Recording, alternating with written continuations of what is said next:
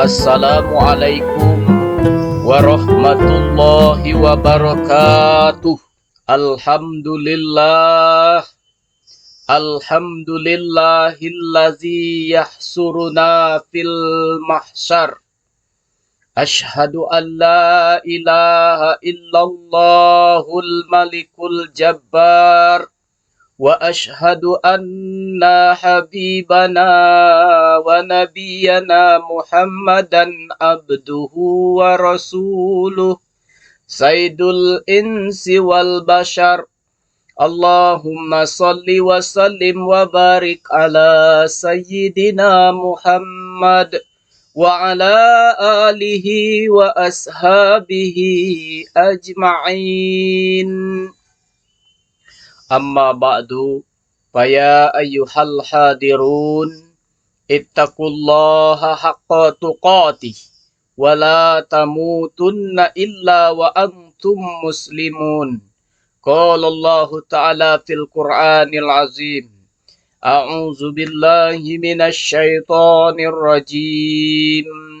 Bismillahirrahmanirrahim. Wal ashri innal insana lafi khusr illa allazina amanu wa 'amilus solihati wa tawasaw bil haqq wa tawasaw bis sabr. Shadaqallahu maulanal azim. Hadirin jamaah Jumat rahimakumullah. Segala puji milik Allah Subhanahu wa taala, Tuhan yang telah menciptakan alam dan seisinya.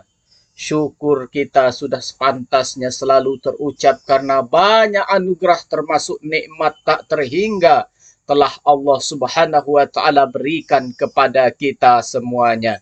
Terutama nikmat iman, nikmat Islam, juga nikmat sehat dan sempat untuk beribadah kepada Allah Subhanahu wa taala dan berbuat baik kepada sesama.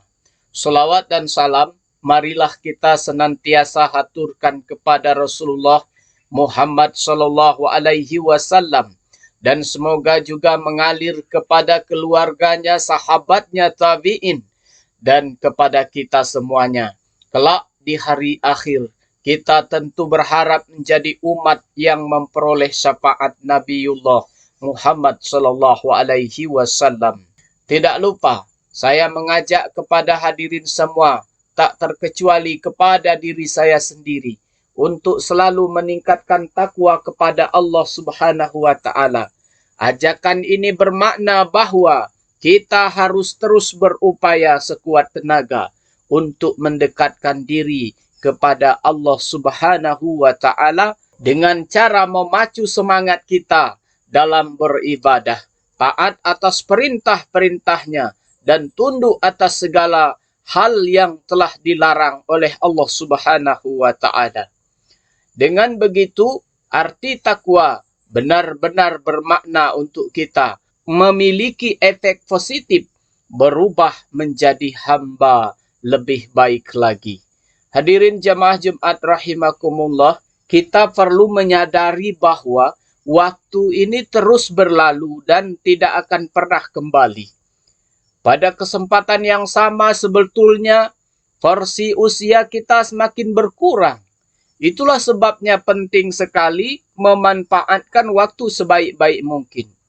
Lebih-lebih, tidak pernah melewatkannya, kecuali berikhtiar, mempertebal keimanan dan ketakwaan kepada Allah Subhanahu wa ta'ala. Iman dan takwa adalah bekal sebagai bekal terbaik kita di dunia ini sebelum harus kembali kepada Sang Khalik. Ada satu makalah mengenai pentingnya tidak menyia-nyiakan waktu ini, sekaligus menjadi pengingat penting untuk kita semua. Bismillahirrahmanirrahim. Lan tarji'al ayyamul lati madat. Tidak akan pernah kembali hari-hari waktu yang telah berlalu.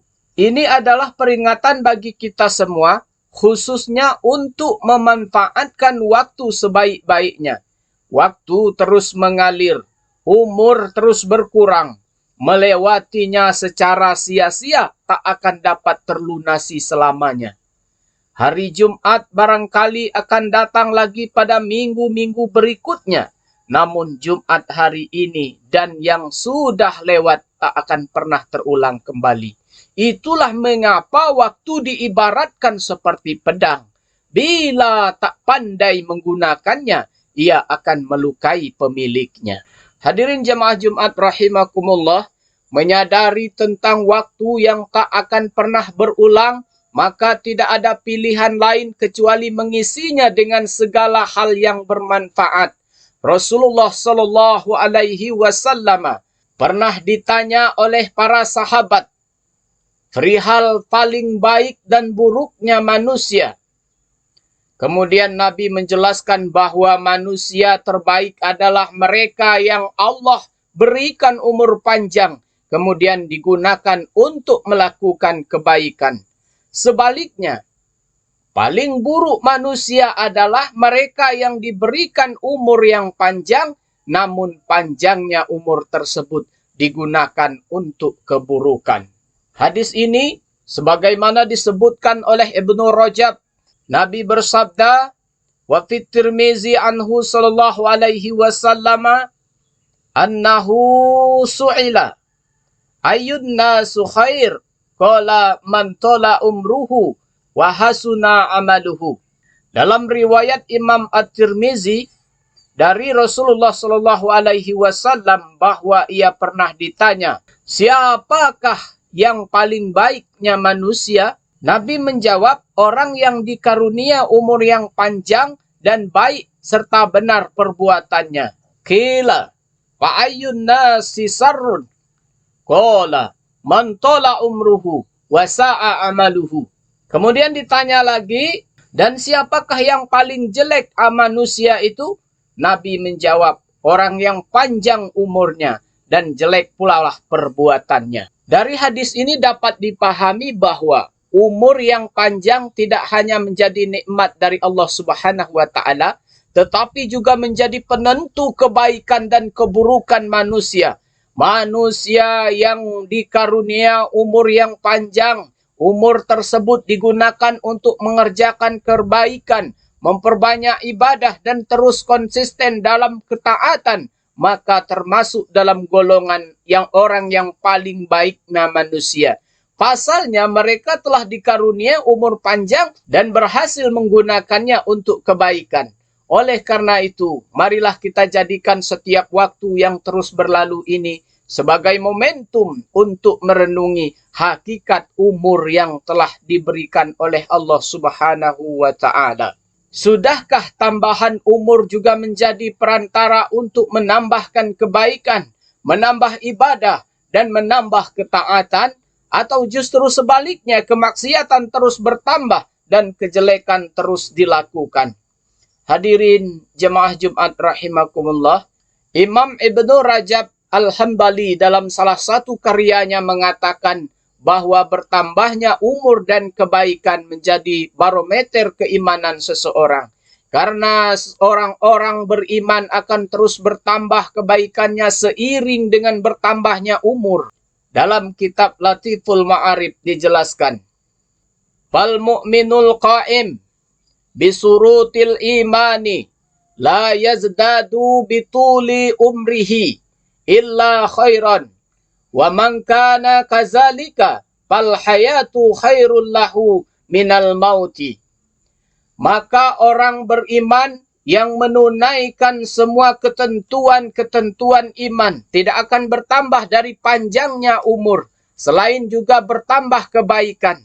Dan siapa saja yang bisa seperti ini, maka hidup di dunia lebih baik baginya daripada mati.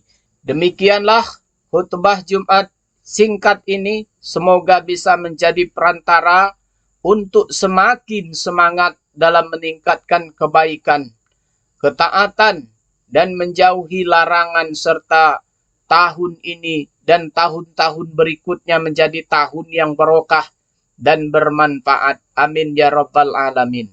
Bismillahirrahmanirrahim. Qul huwallahu ahad, Allahus samad, lam yalid wa lam yulad wa lam yakul lahu kufuwan ahad.